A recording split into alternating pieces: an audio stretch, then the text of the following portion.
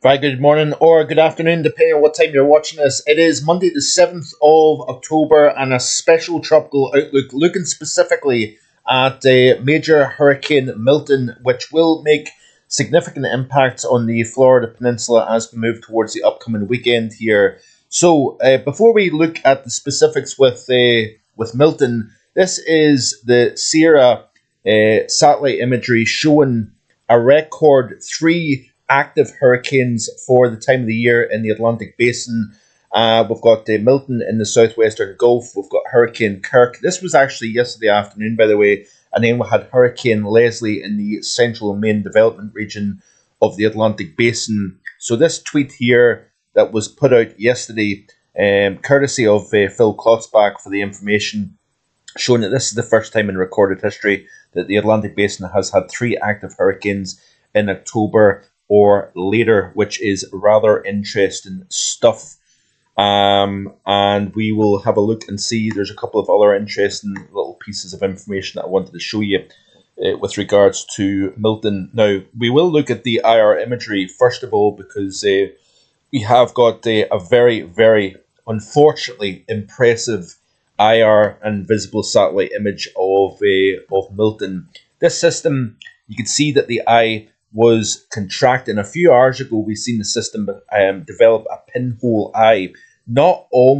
Really not that dissimilar, unfortunately, to Wilma back in October of 2005.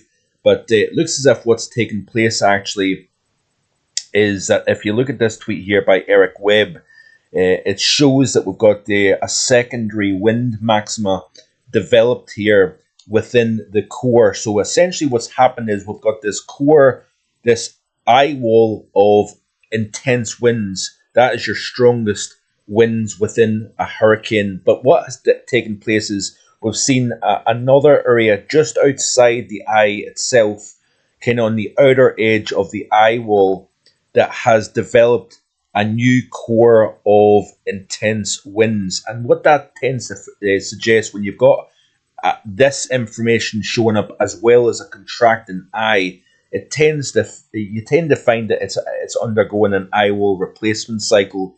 And essentially, this system deepened by 18 millibars within the space of 1 hour. Explosive intensification from Milton, and it looks as if it's underwent an eye wall replacement cycle. And this is the very latest IR imagery from Tropical Tidbits from the GOES-16 satellite, showing this core, this incredible symmetry of intense winds expanding well out from the center of the system. And this is almost textbook Cat 4, even borderline Cat 5 intensity. So it's underwent what appears to be an eye wall replacement cycle. The pinhole eye almost kind of shrunk to the point where you actually can't see it. And then it's redeveloped a new eye wall. So this is not good news in terms of intensification. And you can see here, this is off the latest from the National Hurricane Center website. We've got Kirk way up in the far North Atlantic now, post-tropical. We've got Hurricane Leslie as an 85 mile per hour, 985 millibar hurricane moving in a northwesterly direction of 13 miles an hour. And then we've got Hurricane Milton. This is the latest information from NHC showing that the system is likely to skirt just to the north of the Yucatan Peninsula, then move it into the open southern Gulf, and then make an approach somewhere either just to the north or just to the south of Tampa. But there is a very, very large envelope of error all the way up towards the Cedar Key area, and even slightly to the north, and all the way down towards the Naples area south of Sarasota. So you've got a very large area here of perhaps a couple of hundred miles where this system, the center of the system, still may make a landfall. So we've still got uncertainty. There is hurricane watches now in effect up and down the west coast of Florida. Tropical storm watches in effect for the Keys and for the far north up towards the Big Bend, the upper Big Bend area up towards Apalachicola. We've got the tropical storm watches in place. But let's look at the latest information of Milton then, according to the latest from NHC. So we've got the 155 mile per hour hurricane. So this is 1 or 2 miles per hour of Cat 5 strength. Pressure now at 933 millibars and moving in a southeasterly direction at 9 miles per hour. Now, one thing I want to say, folks, is that there's a lot of attention getting put on Florida, but we have to think of the population areas around the Yucatan Peninsula. We've got a literally borderline Cat 5 that is just off the northwest of the Yucatan Peninsula of Mexico. So this is going to be having big impacts on this area of far eastern Mexico. So our thoughts and our prayers go to the people of Mexico as well as Florida with this system becoming a real monster. The good news is that even though it's in a prime environment atmospherically and oceanically at the moment here, this is the reasons why we're seeing this system rapidly intensify so quick, dropping from 972 millibars into the 950s in millibars within the space of 1 hour. 1 hour is pretty ridiculous stuff. And while we've got all the shear to the north and we've got optimum conditions surrounding Milton at the moment, what is going to happen is as it tracks east and then finally northeast towards Florida, the one good news about this, if there is any, is the fact that the wind shear is going to increase. We've got a jet stream along the southern Gulf Coast. We've also got dry air that is going to start to become entrained within circulation. Fortunately, the problem with dry air is once you've got a very robust, very well organized, very well structured circulation and structure, you tend to find that dry air does not manage to get wrapped into the circulation quite as efficiently as what you would have with, say, for example, Helene. Helene was quite disorganized for quite a long period of time before it did eventually shake off the dry air and the shear, and then it became a Cat 4 hurricane, as we know. But Milton is already a very well organized structure, and therefore dry air that eventually will start to interact with the system may get kind of forced out of the way. I think it's the shear that is likely to be to Milton's detriment with regards to strength. But it's going to go from a Cat 4, probably a Cat 5, down to a Cat 3 by the time it makes a Florida landfall sometime during this midweek period. The problem is that it's going to have probably a Cat 4, if not a Cat 5 surge moving on shore despite the winds having decreased. And the reason why is a perfect example of this is Katrina back in 2005. Blew up into a monster Category 5 system. It then decreased in intensity as it moved into Louisiana as a Cat 3, even probably upper end Cat 2 actually. But it moved ashore as a Category 5 in terms of storm surge. And that is the concern with Milton, that this system is going to generate so much energy on the ocean surface. That energy is not going to decrease while the winds are decreasing. So therefore, that is the big concern going forward. So you can see here at the very end of this loop, a very thick band of deep convection, a very, very well organized eye and eye wall as well, and the tremendous levels of outflow. You've got literally no wind shear, and you've got water temperatures of 29 Celsius and quite deep waters at that. Looking at the latest GFS ensembles here, all kind of taking it generally to the south, it looks like, of Tampa. The large consensus in the models indicate kind of from Tampa Bay itself southwards down towards Naples here is where the overall consensus in the models, certainly the GFS ensemble has anyway. That's actually the GEPS models. This is the GFS ensemble, sorry. And you can see here that the general consensus is anywhere really from up towards Cedar Key all the way down towards Sarasota and perhaps points to the south of that also. Intensity. Well, we know that the system is already an upper end Cat 4, likely to become a low end Category 5 system over the next 24 hours or so here. So we know that this system is going to reach incredible intensity and perhaps one of the strongest systems anywhere on the planet this year. so far. And we know we've had a couple of Cat 5s barrel. We've had a couple of very significant systems in the West Pacific also over the course of this season. But it looks as if, unfortunately, Milton is going to be up there with some of the strongest systems that we've seen this year so far.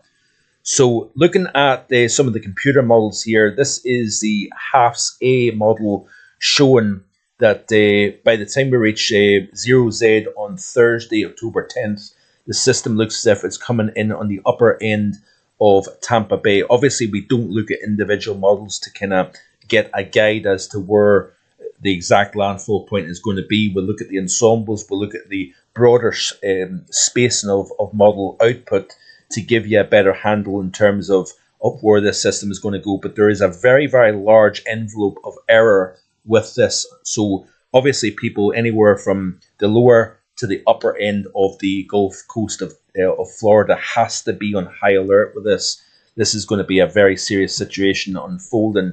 Now, if we skip back, it looks as if the system already in the 930s and millibars deepens to around about 910 millibars. So the half A model suggests that the pressure drops to 910 millibars sometime around 9Z on Wednesday morning. And then, as I've said, it kind of gradually weakens, but still coming ashore as a 947 system on the northern end. This would be a worst case scenario for Tampa because you would have a tremendous storm surge getting driven into that gap. And then you've got that kind of captures myth of geography within Tampa Bay itself. And obviously we know what happened with Helene just about 10 days or so. Looking at the H-Wharf model for Milton as well, you can see that as we play through this loop, pressure drops like a stone. And it looks as if the lowest pressure, according to this model, is around 934 in millibars, 933 in fact to be exact. But if we look at the latest information from NHC, we've already got a pressure at 933 millibars here. So it's already reached maximum intensity according to the halves A model. But we know that this system is likely to become even stronger, unfortunately, over the next 24 hours or so here. Looking at the ECMWF, we've got a trough that drops out of the northern tier of the country. So it's running like a bowling ball over the northern half of the United States.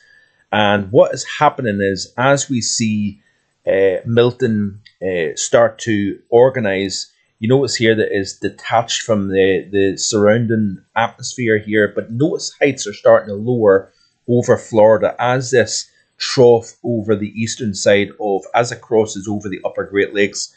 We're starting to see heights lower down the eastern side of the country, and what that's going to do is this is opening the door to Milton taking that northeasterly turn here and then making its landfall somewhere just on the north side of Tampa Bay, according to the ECMWF model here.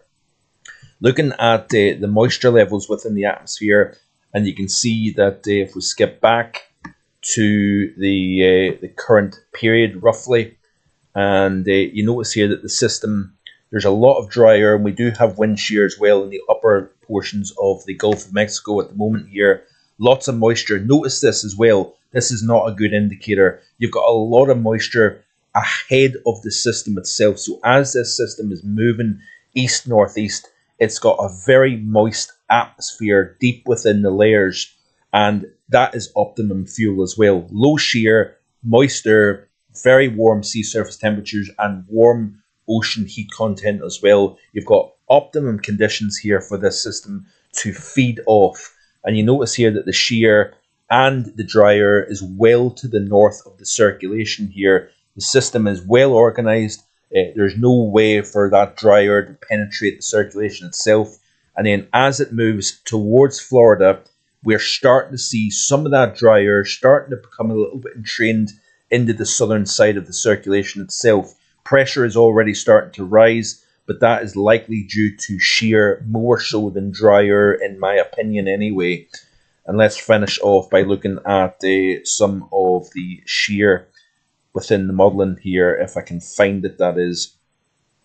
So just bear with me just a wee second here. Let's have a look at the jet stream actually, because I want to show you this here also. So we've got obviously quite a lot of strong high pressure over the majority of the United States, but we do have that trough dropping south a little anyway. But there's the jet stream here running along the Gulf. We've got another arm of stronger jet stream winds coming out of Western Canada into the northern tier of the country.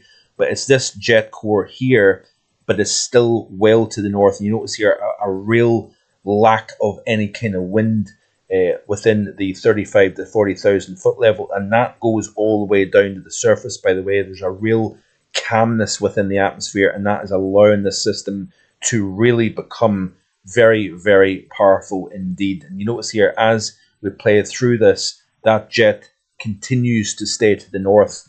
And then eventually what happens is you notice here this little kink. So you've got jet stream winds here, this kind of arc over far north Mexico into the southern tier of the United States here. And we've got this little dip here over Louisiana, extending into the northern Gulf. That is what's going to start to increase the shear on this system itself and allow the weakening to take place. I think I wouldn't be surprised if we've got ever so slightly cooler, lower ocean heat content in the far eastern Gulf of Mexico. That may also play a slight role in its weakening phase here. So it's all eyes on Milton over the next few days, and I promise I will have updates pretty much on a daily basis as this system barrels across the southern Gulf. Remember, friends in Mexico as well, who are currently getting impacted by Milton. And then obviously our thoughts turn to Florida because we know that there is a huge amount of mess still, unfortunately, lying around in the Tampa Bay area and surrounding areas due to Helene. This is a terrible situation for the people of Florida, and our thoughts and prayers are certainly very much with them going forward. Real quick, we'll look at Kirk. Obviously post-tropical now, so it's really quite irrelevant to the video in the sense. But you notice here that NHC has this system passing just to the northwest of Iberia and into the kind of west coast of France here, kind of the mid to upper portions of the Atlantic coast of France. That is where Kirk is going to make a landfall at some point later Wednesday and into Thursday, likely to be the case. And finally, with Leslie, you can see here that the system eventually weakens into a storm and then kind of fizzles out, likely over the central main development region of the Atlantic Basin. So thanks for watching. Stay tuned, like, share, and subscribe. And I'll be back tomorrow with another tropical outlook. There will be a European outlook coming up soon. It will be probably released a little bit later than normal, sometime around 6 to 6:30 p.m. So stay tuned for that. And obviously, if you didn't get the chance to look at the live stream yesterday, that was a good one. It was a heavy one. There was a lot of information discussed. But I will leave a link in the description below today's videos with regards to the live yesterday. So anyway, busy week coming up. Stay tuned. Hit that subscribe button if you haven't already done so. And I'll see you next time with more. Bye for now.